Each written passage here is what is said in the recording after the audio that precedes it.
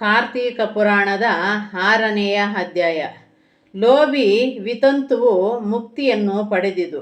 ವಸಿಷ್ಠ ಮಹರ್ಷಿಯು ಜನಕ ಮಹಾರಾಜನನ್ನು ಕುರಿತು, ಎಲೈ ಮಿಥಿಲಾಧಿಪತಿಯೇ, ಕಾರ್ತೀಕ ಮಾಸದಲ್ಲಿ ಮಾನವರು ಆಚರಿಸಲೇಬೇಕಾದ ದಾನ ಧರ್ಮಗಳನ್ನು ಕುರಿತು ನಿನಗೆ ಇನ್ನೂ ವಿಶದವಾಗಿ ತಿಳಿಸುತ್ತೇನೆ.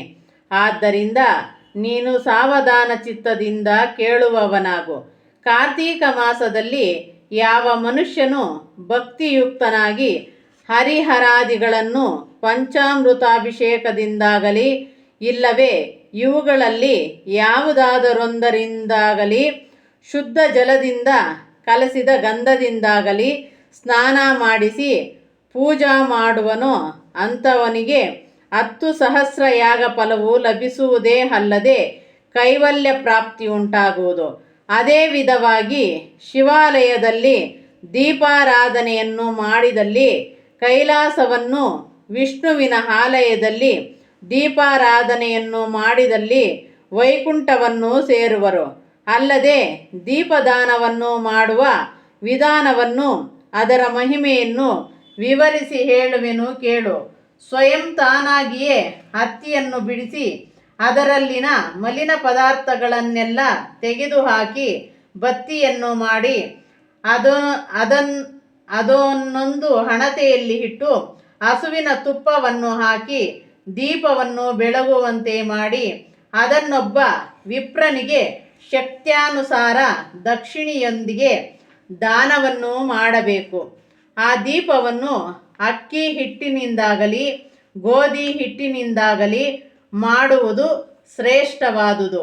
ಈ ವಿಧವಾಗಿ ಕಾರ್ತೀಕ ಮಾಸವೆಲ್ಲ ಪೂರ್ತಿಯಾಗಿ ಎಲ್ಲ ದಿನಗಳಲ್ಲಿಯೂ ಮೇಲೆ ಹೇಳಿದಂತೆ ದೀಪದಾನವನ್ನು ಮಾಡಿ ಮಾಸಾಂತ್ಯದಲ್ಲಿ ಬೆಳ್ಳಿ ಹಣತೆಯಲ್ಲಿ ಬಂಗಾರದ ಬತ್ತಿಯನ್ನು ಹಾಕಿ ಅಕ್ಕಿ ಹಿಟ್ಟಿನಿಂದಾಗಲಿ ಗೋಧಿ ಹಿಟ್ಟಿನಿಂದಾಗಲಿ ಬುಟ್ಟಿಯನ್ನು ತಯಾರಿಸಿ ಅದರಲ್ಲಿ ನೆನೆಸಿದ ಹತ್ತಿಯ ಬತ್ತಿಯನ್ನು ಹಾಕಿ ಹಸುವಿನ ತುಪ್ಪದಿಂದ ಕೂಡಿದ ಹಣತೆಯಿಂದ ದೀಪಾರಾಧನೆಯನ್ನು ಮಾಡಿ, ದೀಪವು ಉರಿಯುತ್ತಿದ್ದಂತೆಯೇ ತಿಂಗಳು ಪೂರ್ತ ದೀಪದಾನವನ್ನು ಪಡೆದ ಬ್ರಾಹ್ಮಣನಿಗೆ ಶಕ್ತಿಗನುಗುಣವಾಗಿ ದಕ್ಷಿಣೆ ಸಹಿತ ದಾನ ಮಾಡಬೇಕು. ತದನಂತರ ಆ ಬ್ರಾಹ್ಮಣನಿಗೆ ಷೋಡಶೋಪಯುಕ್ತವಾದ ಭೋಜನವನ್ನು ಮಾಡಿಸಿ ತಾಂಬೂಲಾದಿಗಳಿಂದ ಗೌರವಿಸಬೇಕು. ಸರ್ವ ವಿಧವಾದ ಜ್ಞಾನವನ್ನು, ಸಮಸ್ತ ವಿಧ ಐಶ್ವರ್ಯವನ್ನು, ಸುಖವನ್ನು ಕೊಡುವ ದೀಪದಾನವನ್ನು ಮಾಡುತ್ತಿರುವ ನನಗೆ ಶಾಂತಿ ಲಭಿಸುವಂತಾಗಲಿ ಎಂದು ಹೇಳುತ್ತಾ ಮೇಲೆ ಹೇಳಿದ ರೀತಿಯಲ್ಲಿ ದೀಪದಾನವನ್ನು ಮಾಡಬೇಕು. ಈ ವಿಧವಾಗಿ ಕಾರ್ತೀಕ ಮಾಸವೆಲ್ಲ ಶಿವಕೇಶವರಲ್ಲಿ ಒಬ್ಬರನ್ನಾದರೂ ಪೂಜಿಸಿ ಪ್ರತಿದಿನವೂ ದೀಪದಾನವನ್ನು ಒಬ್ಬ ಬ್ರಾಹ್ಮಣನಿಗೆ ಅರ್ಪಿಸುತ್ತಾ ಆ ಮಾಸಾಂತ್ಯದಲ್ಲಿ ಶಕ್ತ್ಯಾನುಸಾರ ಬ್ರಾಹ್ಮಣ ಸಮಾರಾಧನೆಯನ್ನು ಮಾಡಿಸಬೇಕು. ಹೀಗೆ ಮಾಡಿಸಲು ಶಕ್ತಿ ಇಲ್ಲದವರು ದೀಪದಾನವನ್ನು ಹಿಡಿದ ಬ್ರಾಹ್ಮಣನೊಬ್ಬನಿಗಾದರೂ ಭೋಜನ ಮಾಡಿಸಬೇಕು. ಇದೇ ರೀತಿ ಸ್ತ್ರೀ ಪುರುಷರಲ್ಲಿ ಯಾರಾದರೂ ನಡೆಸಿದಲ್ಲಿ ಅವರಿಗೆ ಇಹಲೋಕದಲ್ಲಿ ಆರ್ಯವೃದ್ಧಿ, ವಿದ್ಯಾಭಿವೃದ್ಧಿ ಮೊದಲಾದ ಸಕಲ ಸಂಪತ್ತು, ಅನಂತ ಸುಖವೂ ಲಭಿಸಿ ಪಾಪವರ್ಜಿತರಾಗಿ ಅಂತ್ಯದಲ್ಲಿ ಮುಕ್ತಿಯನ್ನು ಹೊಂದುವರು. ಮೇಲೆ ಹೇಳಿದ ರೀತಿಯಲ್ಲಿ ತಿಳಿದಾಗಲಿ ತಿಳಿಯದೆಯಾಗಲಿ ಹೇಗೆ ಆಚರಿಸಿದರೂ ದುರಿತದಿಂದ ದೂರವಾಗಿ ಮೋಕ್ಷವನ್ನು ಪಡೆಯುವರು. ಇದನ್ನು ಕುರಿತು ಒಂದು ಇತಿಹಾಸವನ್ನು ಹೇಳುತ್ತೇನೆ. ಪೂರ್ವಕಾಲದಲ್ಲಿ ದ್ರಾವಿಡ ದೇಶದ ಒಂದು ಗ್ರಾಮದಲ್ಲಿ ಒಬ್ಬನೊಬ್ಬ ಶೂದ್ರ ಯುವತಿಯು ಬಾಲ್ಯದಲ್ಲಿಯೇ ಭರ್ತಹೀನಳಾಗಿದ್ದಳು. ಆಕೆಗೆ ಮಗನಾಗಲಿ ಮಗಳಾಗಲಿ ಬಂಧುಗಳಾಗಲಿ ಇರಲಿಲ್ಲ. ಅದರಿಂದ ಅವಳು ಏಕಾಕಿನಿಯಾಗಿ ಅನ್ಯರ ಮನೆಗಳಲ್ಲಿ ದಾಸಿ ವೃತ್ತಿಯಿಂದ ಜೀವಿಸುತ್ತಿದ್ದಳು.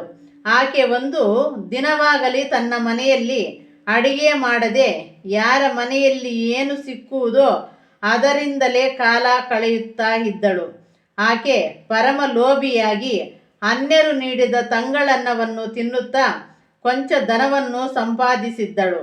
ತದನಂತರ ಕೆಲವು ಪದಾರ್ಥಗಳನ್ನು ಕೊಂಡು ಹೆಚ್ಚು ಬೆಲೆಗೆ ಮಾರಿ ಲಾಭವನ್ನು ಗಳಿಸುತ್ತಿದ್ದಳು.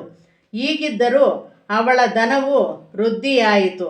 ಹೀಗೆಯೇ ಕೆಲವು ವಸ್ತುಗಳನ್ನು ಅಡವು ಇಟ್ಟುಕೊಂಡು ಕೆಲ ಕಾಲಾನಂತರ ಆ ವಸ್ತುಗಳಿಗಾಗಿ ಅವರು ಬಂದಾಗ ಆ ವಸ್ತುಗಳು ಕಳುವಾದುವೆಂದು ಅವರು ತನ್ನಲ್ಲಿ ಅಡವು ಇಡಲಿಲ್ಲವೆಂದು ಅನೃತವನ್ನು ನುಡಿದು ತನ್ನ ಮೋಸದ ಮಾತಿನಿಂದ ಬೆರಗುಗೊಳಿಸಿ ನಂಬಿಕೆಯುಂಟು ಮಾಡಿ ತನ್ನ ಧನವನ್ನು ವೃದ್ಧಿಯಾಗುವಂತೆ ಮಾಡುತ್ತಿದ್ದಳು.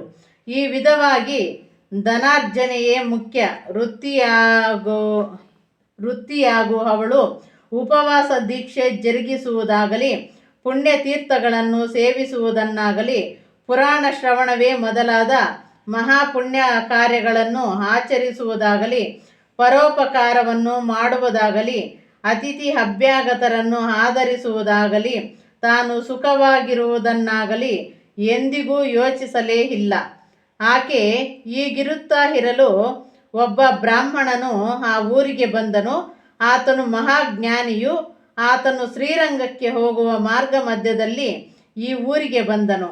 ಆತನು ಕರುಣಾರ್ಧ ಹೃದಯನು, ಶಾಂತಮೂರ್ತಿಯು, ಪರೋಪಕಾರ ಧುರೀಣನು ಆಗಿದ್ದನಲ್ಲದೆ ಮಹಾಪಂಡಿತನೂ ಆಗಿದ್ದನು. ಆತನು ಆಕೆಯ ವಿಷಯವನ್ನೆಲ್ಲವನ್ನು ಅರಿತು ಜ್ಞಾನ ಬೋಧನೆಯನ್ನು ಮಾಡಬೇಕೆಂಬ ಉದ್ದೇಶದಿಂದ ಆಕೆಯ ಮನೆಗೆ ಬಂದು ಆಕೆಯೊಂದಿಗೆ ಹೀಗೆ ಹೇಳಿದನು: ಅಮ್ಮ, ನನ್ನ ಮಾತನ್ನು ಆಲಿಸು. ನನ್ನ ಮೇಲೆ ಕೋಪಿಸಬೇಡ. ದೇಹವು ಪಂಚಭೂತಾತ್ಮಕವಾದುದು. ಅದರಲ್ಲಿ ರಕ್ತ, ಮಾಂಸ, ಚರ್ಮ, ಮೂಳೆಗಳು ಮಾತ್ರ ಇವೆ. 25 ತತ್ವಗಳಿಂದ ಕೂಡಿದ ಈ ದೇಹವು ಅತಿ ದುಃಖಕ್ಕೀಡಾಗತಕ್ಕದ್ದು. ಮನುಷ್ಯನು ಮಾಡುವ ಪುಣ್ಯ ಪಾಪ ಕಾರ್ಯಗಳಿಂದ ಅವನಿಗೆ ಈ ಜನ್ಮ ಲಭ್ಯವು. ಅಖಿಲಾಂಡ ಕೋಟಿ ಬ್ರಹ್ಮಾಂಡ ನಾಯಕನಾದ ಪರಬ್ರಹ್ಮನು ತನ್ನ ದೇಹದಲ್ಲಿರುವವರೆಗೂ ಮಾನವನು ಸಕಲ ವಿಧವಾದ ಕರ್ಮಗಳನ್ನು ಆಚರಿಸಲು ಅರ್ಹನಾಗಿರುವನು. ಆದ್ದರಿಂದ ಪ್ರಾಣವಿರುವವರೆಗೆ ಮಾತ್ರ ದೇಹಾಭಿಮಾನವಿರುವುದು. ಈ ಅಭಿಮಾನವು ನೀರಿನ ಮೇಲಿರುವ ಗುಳ್ಳೆಗಳಂತೆ ನಾಶವಾಗುವುದು. ದೇಹಾಂತ್ಯವಾಗುತ್ತಲೇ ಪಂಚಭೂತಗಳು ತಮ್ಮ ತಮ್ಮಲ್ಲೇ ಲೀನವಾಗುವವು. ಅನಿತ್ಯವಾದ ಈ ಶರೀರವನ್ನು ನಿತ್ಯವಾದುದೆಂದು ಭಾವಿಸುವುದೇ ಅಜ್ಞಾನವು. ಯಾವ ರೀತಿ ದೀಪದ ಹುಳುವು ಬೆಂಕಿಯನ್ನು ತಾನು ತಿನ್ನುವ ವಸ್ತುವೆಂದು ತಿಳಿದು ಭ್ರಮೆಯಿಂದ ಬೆಂಕಿಯಲ್ಲಿ ಬಿದ್ದು ನಾಶವಾಗುವುದೋ, ಹಾಗೆಯೇ ದೇಹವು ನಿತ್ಯವಾದುದೆಂದು ತಿಳಿಯುವವರು ನಾಶ ಹೊಂದುವರು. ಅಂಥ ಮಾನವನು ಇಹ ಪರಲೋಕಗಳ ಸೌಖ್ಯಗಳನ್ನು ಕಳೆದುಕೊಳ್ಳುವುದೇ ಅಲ್ಲದೆ ಮೋಕ್ಷಕ್ಕೂ ದೂರನಾಗುವನು. ಆದುದರಿಂದ ನೀನು ಅಜ್ಞಾನವನ್ನು ದೂರ ಮಾಡಿ ಆಲೋಚಿಸಿ ನೋಡು. ನಾನು ಹೇಳುವ ಮಾತುಗಳಲ್ಲಿ ನಂಬಿಕೆ ಇಡು. ನಿನ್ನಲ್ಲಿರುವ ಧನವನ್ನು ನೀನು ಅನುಭವಿಸುವುದಕ್ಕೂ, ದಾನ ಧರ್ಮಗಳಿಗೂ, ಶಿವಕೇಶವರ ಕೈಂಕರ್ಯಗಳಿಗೂ ವಿನಿಯೋಗಿಸು. ಕಾಮ, ಕ್ರೋಧ, ಲೋಭ, ಮೋಹ, ಮದ, ಮಾತ್ಸರ್ಯಗಳೆಂಬ ಅರಿಷಡ್ವರ್ಗಗಳನ್ನು ತ್ಯಜಿಸಿ ಭಗವಂತನ ನಾಮಸ್ಮರಣೆಯನ್ನು ಮಾಡುತ್ತಾ ಕಾಲವನ್ನು ಕಳೆಯುತ್ತಿರು. ದಾನಾದಿಗಳನ್ನು ಮಾಡಿದ ನೀನು ಧನ್ಯಲಾಗುವೆ. ಅಲ್ಲದೆ ಕಾರ್ತೀಕ ಮಾಸ ವ್ರತವನ್ನು ಆಚರಿಸುವುದು, ಪುರಾಣ ಶ್ರವಣ ಮಾಡುವುದು, ಇವೇ ಮೊದಲಾದ ಕಾರ್ಯಗಳನ್ನು ಈ ಜನ್ಮದಲ್ಲಿ ಆಚರಿಸಿದ್ದೇ ಆದರೆ ಜನ್ಮ ಜನ್ಮಾಂತರಗಳಲ್ಲಿ ಮಾಡಿದ್ದ ಪಾಪಗಳೆಲ್ಲವೂ ನಶಿಸುವುದಲ್ಲದೆ ಅಧಿಕ ಪುಣ್ಯ ಶರೀರಿಯಾಗಿ ಶಿವಕೇಶವರ ಸಾನ್ನಿಧ್ಯವನ್ನು ಹೊಂದುವವಳಾಗುವೆ. ಇಷ್ಟೇ ಅಲ್ಲದೆ ಕಾರ್ತೀಕ ಮಾಸದ ತಿಂಗಳು ಪೂರ್ತಿಯಾಗಿ ಜೀವನದಿಯಲ್ಲಿ ಸ್ನಾನ ಮಾಡಿ ಹರಿಹರಾದಿಗಳ ದೇವಾಲಯಗಳಲ್ಲಿ ದೀಪಾರಾಧನೆಯನ್ನು ನಡೆಸುತ್ತಾ ದೀಪದಾನವನ್ನು ಮಾಡುತ್ತಾ ಸರ್ವೇಶ್ವರನನ್ನು ಸ್ಮರಿಸುತ್ತಿರು. ಹೀಗೆ ಆಚರಿಸಿದ್ದೇ ಆದರೆ ಪುನರ್ಜನ್ಮವಿಲ್ಲದ ಮುಕ್ತಿಯನ್ನು ಹೊಂದುವೆ. ಆದುದರಿಂದ ನೀನು ಸಂಸಾರ ಸಾಗರದಿಂದ ತೆರಳುವ ಮುನ್ನವೇ ನಿನಗೆ ದೇಹ ಪಟುತ್ವವಿರುವಾಗಲೇ ಆಚರಿಸುವುದು ಉತ್ತಮ ಎಂದು ಹೇಳಿ ತನ್ನ ದಾರಿಯನ್ನು ಹಿಡಿದನು. ಇದಾದ ನಂತರ ಜ್ಞಾನವಂತನಾದ ಬ್ರಾಹ್ಮಣನು ಬೋಧಿಸಿದ ಸದ್ಬೋಧೆಯಿಂದ ಈ ವಿತಂತುವಿಗೆ ಜ್ಞಾನೋದಯ ಉಂಟಾಯಿತು. ಆಕೆ ತನ್ನ ಪೂರ್ವಾಚಾರಕ್ಕೆ ಪಶ್ಚಾತ್ತಾಪಪಟ್ಟು ಪ್ರತಿದಿನವೂ ಯಾವುದಾದರೂ ಒಂದು ದಾನವನ್ನು ಮಾಡುತ್ತಾ ಬಂದಳು. ಹೀಗಿರಲು ಕಾರ್ತೀಕ ಮಾಸವು ಬಂದಿತು. ಆ ತಿಂಗಳು ಪೂರ್ತಿಯಾಗಿ ಆಕೆ ಪ್ರಾತಃ ಕಾಲದಲ್ಲಿ ಎದ್ದು ನದಿ ಸ್ನಾನ ಮಾಡಿ ಸರ್ವೇಶ್ವರನ ಪೂಜೆಯನ್ನು ಆಚರಿಸಿ ಪುರಾಣ ಶ್ರವಣ ಮಾಡಿ ದೀಪಾರಾಧನೆಯನ್ನು ನಡೆಸಿ ದೀಪದಾನವನ್ನು ಬ್ರಾಹ್ಮಣರಿಗೆ ಅರ್ಪಿಸುತ್ತಾ ಆ ತಿಂಗಳ ಕೊನೆಯಲ್ಲಿ ವಿದ್ಯುಕ್ತವಾಗಿ ಯಥಾಶಕ್ತಿ ದಕ್ಷಿಣೆಯೊಂದಿಗೆ ದೀಪದಾನವನ್ನು ಮಾಡಿ ಬ್ರಾಹ್ಮಣ ಸುವಾಸಿನಿ ಸಮಾರಾಧನೆಯನ್ನು ಸಹ ಮಾಡಿಸಿದಳು. ಈ ರೀತಿಯಲ್ಲಿ ತಾನು ಜೀವಿಸಿರುವವರೆಗೂ ಕಾರ್ತೀಕ ಮಾಸದ ದೀಪದಾನವು ಹೆಚ್ಚು ಮಹಿಮೆಯುಳ್ಳದ್ದೆಂದು ಶಂಕರನು ಪಾರ್ವತಿಗೆ ತಿಳಿಸಿದನು. ಆದುದರಿಂದ ಜನಕ ಮಹಾರಾಜ, ಅತ್ಯಲ್ಪ ವೆಚ್ಚದಿಂದ ಸಾಧ್ಯವಾದುದು ಅತ್ಯಂತ ಫಲಪ್ರದವಾದುದು ಆಗಿರುವ ಈ ದೀಪಾರಾಧನೆ ದೀಪದಾನವನ್ನು ಮಾಡು. ಈ ರೀತಿಯ ಆಚರಿಸಿದ್ದಾದರೆ ನೀನು ಇಹಲೋಕದ ಸಕಲ ಸೌಖ್ಯಗಳನ್ನು ಅನುಭವಿಸಿ ಮರಣಾನಂತರ ಜನ್ಮರಹಿತವಾದ ಮುಕ್ತಿಯನ್ನು ಹೊಂದುವೆ ಎಂದು ಹೇಳಿದನು. ಸ್ಕಾಂದ ಪುರಾಣಾಂತರ್ಗತ ಕಾರ್ತೀಕ ಪುರಾಣದಲ್ಲಿ ವಿತಂತುವು ಮುಕ್ತಿಯನ್ನು ಹೊಂದುವುದು ಎಂಬ 6ನೆಯ ಅಧ್ಯಾಯವು ಸಂಪೂರ್ಣವಾದುದು. ಓಂ ಶಾಂತಿ ಶಾಂತಿ ಶಾಂತಿ.